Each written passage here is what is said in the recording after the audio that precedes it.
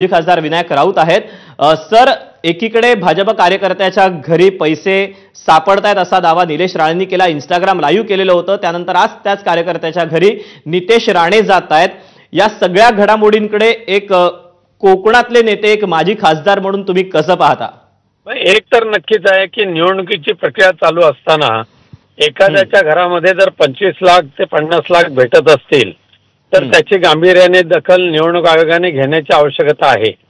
ते पैसे आले कुठून, जर त्यांनी खरोखरच त्या पैसे त्यांच्या स्वतःचे असेल त्याचा पुरावा दिला तर ते गोष्ट वेगळी, जर दिला नसेल तर त्या पैशाची दखल निवडणूक आयोगाने घेऊन संबंधितांवर कारवाई करण्याची गरज आहे।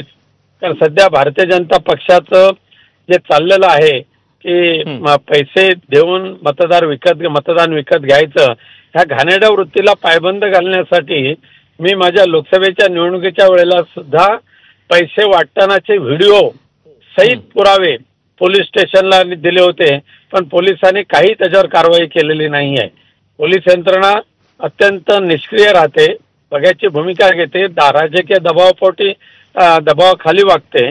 त्यामुळे मालवणचे हे जे पैसे आहेत त्याची शहानिशा पोलिसांनी तातडीने करणं निवडणूक आयोगाने हे अत्यंत आवश्यक आहे।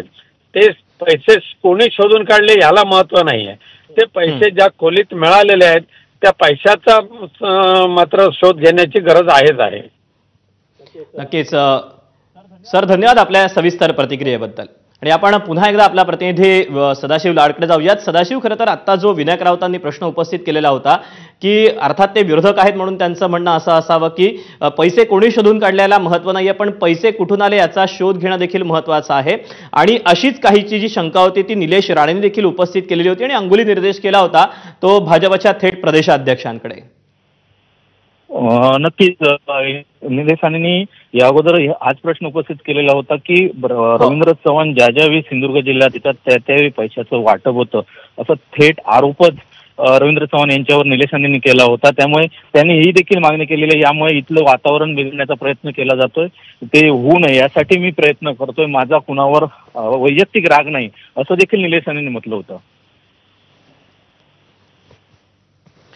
तेव्हा आता स्वाभाविकच तळ कोकणामध्ये पुन्हा एकदा पैशांच्या अनुषंगानं, निवडणुकीच्या अनुषंगानं राणे विरुद्ध राणे हा सामना पाहायला मिळतोय। अर्थात पुढे नेमकी काय कारवाई होते हे पाहणं महत्त्वाचं असेल। तुर्तास सदाशिव, धन्यवाद या सविस्तर प्रतिक्रियेबद्दल।